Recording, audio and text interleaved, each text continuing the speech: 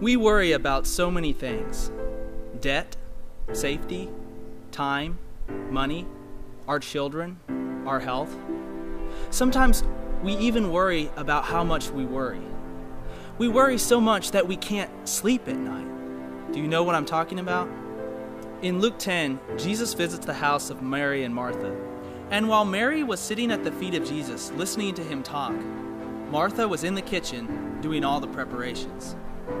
And Martha began to get worried because she was stuck doing everything herself. And so she came and complained to Jesus. Verse 40 says, "She came up to him and said, 'Lord, do you not care that my sister has left me to do all the serving alone? Then tell her to help me.' But the Lord answered and said to her, 'Martha, Martha, you are worried and bothered about so many things, but only one thing is necessary. For Mary has chosen the good part, which shall not be taken away from her.'" Jesus tells Martha, only one thing is necessary. When we are overcome with worry, we have done what Martha did. We've forgotten the one thing, sitting at the feet of Jesus.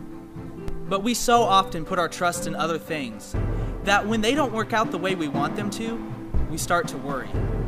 And we become afraid because we're so focused on our own agenda. And when something gets off track, we can't handle it because we've lost control. But the real problem is not that we've lost control, but that we have forgotten that we were never meant to be in control in the first place. In John 14:1, Jesus says, "Do not let your heart be troubled. Believe in God. Believe also in me."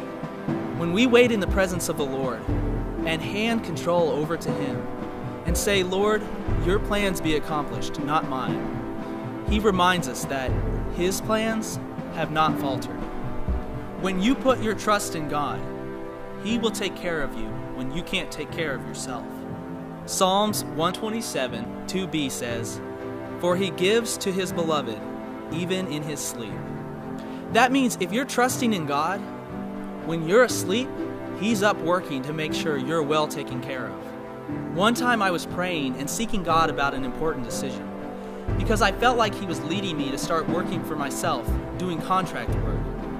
And I was praying and saying, "God, I don't feel like I'm going to be able to provide for my family. I don't feel like I'm going to be able to do this." But in my spirit, I knew that God was telling me, "Don't worry, I've got it." And so I got down on my knees and I said, "God, you're in control. You're our provider. I'm going to trust you with this." And the very next day after I said that, I got a phone call with someone offering enough contract work to keep me going. And I knew that it wasn't anything that I had done. It was God. Another time, I found myself burdened by the amount of work that I was having to do. I was working late hours because I was worried that if I didn't work enough, I wouldn't be able to provide for my family. And so I came before God and said, "God, I'm tired. I'm working all the time. I don't know what to do." And God said to me, "Stop working. I've got it."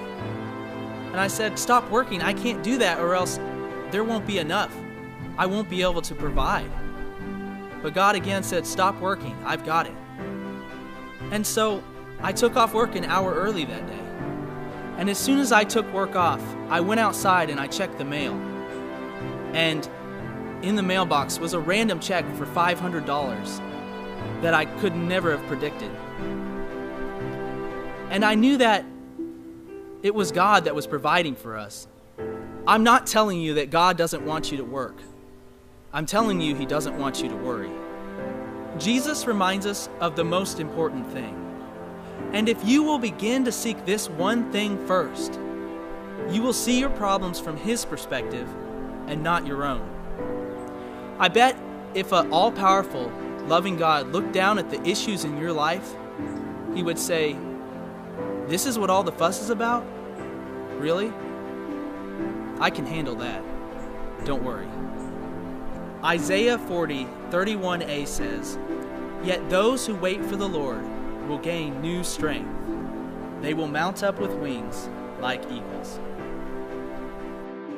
Hi, I'm Troy Black. If you enjoyed this video, don't forget to subscribe to our channel.